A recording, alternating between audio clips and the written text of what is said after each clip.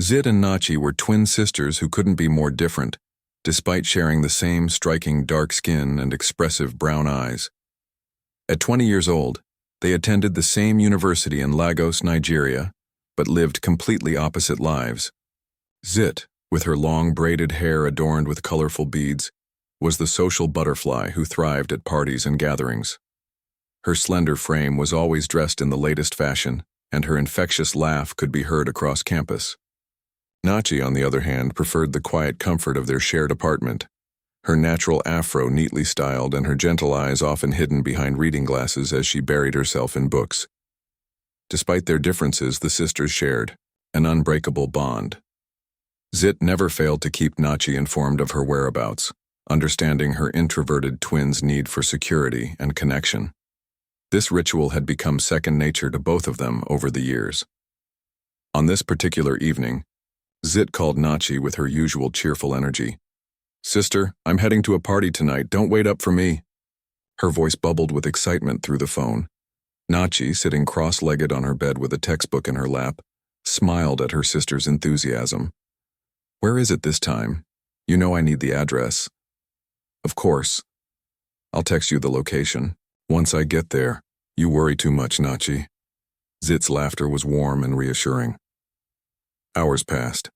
Nachi had dozed off while studying, her books scattered around her on the bed. When she woke up around midnight to use the restroom, she immediately checked her phone. No message from Zit.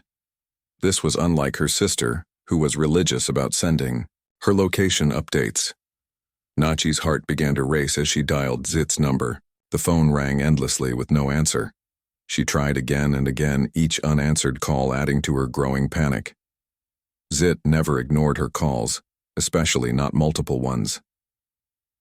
Desperate for answers, Nachi opened Instagram and navigated to her sister's profile. There was a new post from earlier that evening, a photo of legs dangling in a swimming pool. Nachi recognized the dark skin and the distinctive silver anklet Zit always wore, but something felt wrong. The location wasn't tagged, and more disturbing was the fact that Zit was wearing her favorite designer sneakers in the pool. Those shoes were practically sacred to Zit. She'd never worn them in water before. Nachi's hands trembled as she screenshot the image, zooming in to examine every detail. The background showed palm trees and expensive-looking pool lighting, but she didn't recognize the location. Her chest tightened with fear as she realized something terrible must have happened to her twin sister. By 3 a.m., with still no word from Zit, Nachi knew she needed help. She called their older brother Ikenna, her voice breaking as she explained the situation. Within hours, her world would be turned completely upside down. Ikenna arrived at his sister's apartment within 2 hours of Nachi's frantic call. At 24, he was tall and muscular with the same rich, dark skin as his sister's, his strong jawline set with determination. His protective instincts had kicked. In the moment, he heard the fear in Nachi's voice. He found her sitting on the couch, tears streaming down her cheeks, clutching her phone with white knuckles. "Tell me everything," Ikenna said, his deep voice gentle but urgent as he sat beside his sister. Nachi showed him the Instagram post, explaining how unlike Zit it was to wear shoes in water, especially those particular sneakers. "She's been called over 100 times, Ikenna. The phone was ringing, but now it's switched off completely." Ikenna studied the photo carefully, his trained eye as a computer science student analyzing every pixel. "Do you think this could be related to Anayo?" he asked, referring to Zit's ex-boyfriend. Nachi's expression darkened at the mention of the name. "They broke up a month ago. Anayo became too controlling, always questioning where she was, getting angry about her social media posts, demanding. She cut off her male friends. Zit said he was suffocating her." "How did he take the breakup?" "Badly. He sent long dramatic messages begging her to reconsider. When she refused, he went completely cold. We haven't heard from him since." Ikenna's jaw tightened. "He has motive, let's pay him a visit." They drove through the quiet Lagos streets to Anayo's neighborhood. When they arrived at his house, they knocked repeatedly, but received no answer. To their surprise, when Nachi tried the door handle, it creaked open. They cautiously entered, calling out for Zit, but hearing only silence in response. As they searched room by room, Nachi's heart nearly stopped when she spotted something in the corner of the living room. Zit's distinctive silver sneaker, the same one from the Instagram photo. Her hands shook as she picked it up, the reality of the situation hitting her like a physical blow. Just then, Nachi's phone buzzed with a text message. It was from Zit's number. With trembling fingers, she opened it and read aloud. I chose not to return. Don't bother calling or looking for me. My phone is on my bed. Love, Zay. Ikenna frowned deeply. That doesn't sound like Zit at all. Too cold, too final. She's never called herself Z in text messages. They rushed back to the apartment and found Zit's phone exactly where the message said it would be, on her bed. But when Nachi tried to unlock it with the password she'd always known, it didn't work. The password had been changed. Only 2 people knew that password. Nachi whispered, her voice barely audible. Me and Anayo. Ikenna's expression hardened with fury. The evidence was mounting against Anayo, but they needed more proof. As they prepared to return to his house, Nachi's mind raced with terrible possibilities about what might have happened to her beloved twin sister. When Ikenna and Nachi returned to Anayo's house, they found it locked. A middle-aged woman with graying hair was sweeping outside the neighboring compound, her dark skin glistening with perspiration in the humid Lagos evening. Ikenna approached, her with a friendly smile. Good evening, Ma. Please, has Anayo been around today? He asked respectfully. The woman, who introduced herself as Biola, paused her sweeping and looked up. Her medium-brown complexion seemed to flush slightly at the mention of Anayo's name. He just left a few moments ago with a black bag, walking very fast. He didn't even greet me, which is unusual. Do you know where he might have gone? Nachi interjected, her voice tight with anxiety. Biola's expression grew thoughtful, then concerned. He's been acting strange these past days. I heard him arguing loudly on the phone yesterday night. He kept saying he did what someone asked, and they should never contact him again. The siblings exchanged worried glances. As they walked back to their car, Zit's phone suddenly rang in Nachi's hands. The caller ID showed Kioma. Nachi recognized the name.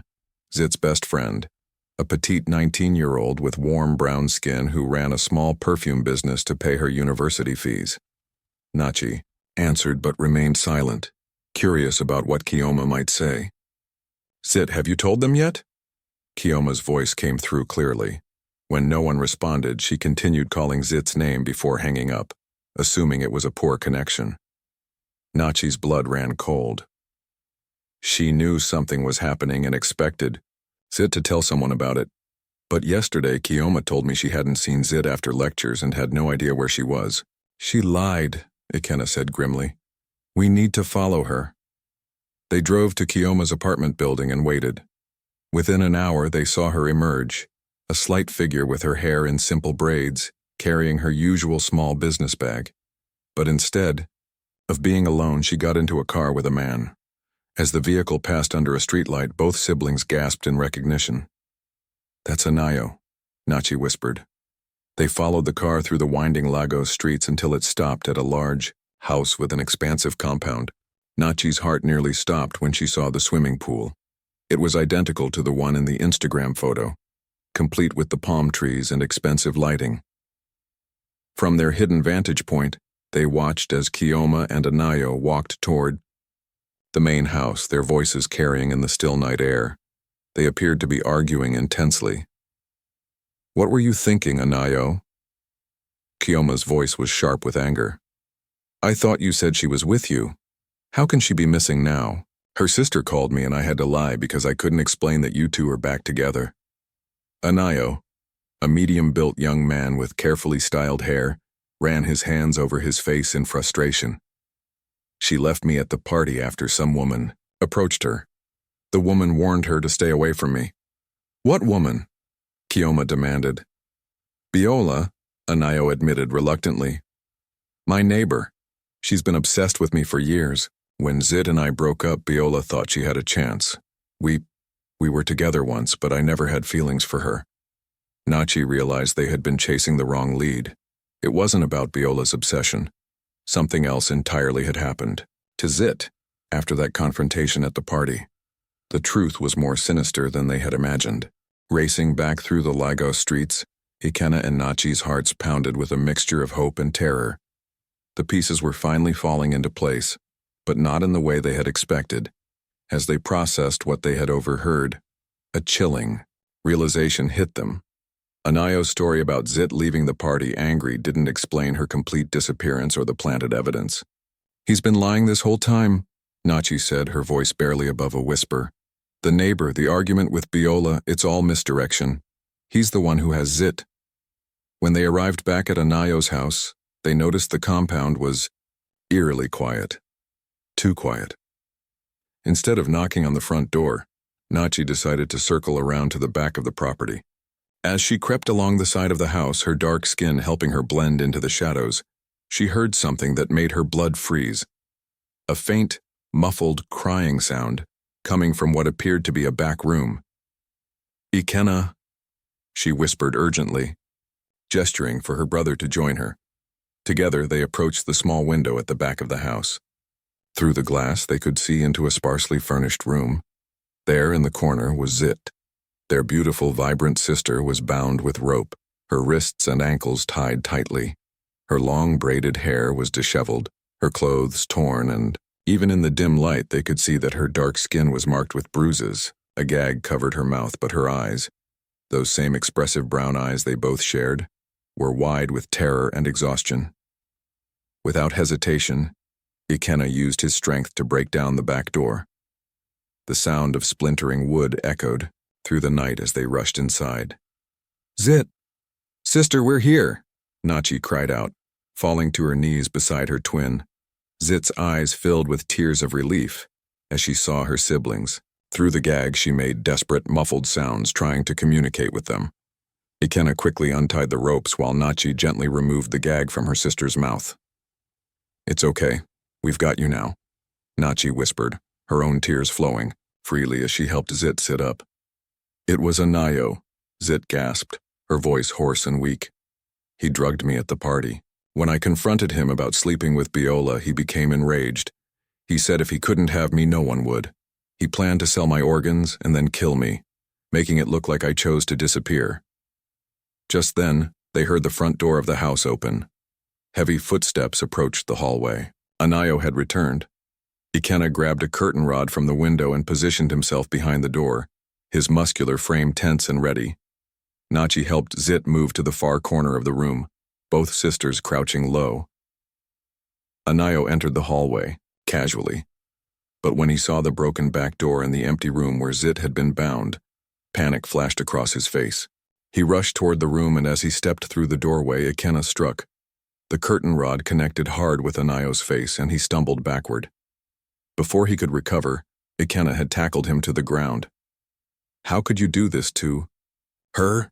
Ikenna shouted, his voice filled with rage. Meanwhile, Nachi had called the police. Within minutes, sirens filled the air as law enforcement surrounded the house. Anayo was arrested, his twisted plan finally exposed. Later, as they sat together, the three siblings held each other close. Their bond had been tested by the darkest of circumstances, but it had proven unbreakable. Sometimes the people who love us most are the ones who notice what others miss, and that attention, that care can truly save a life.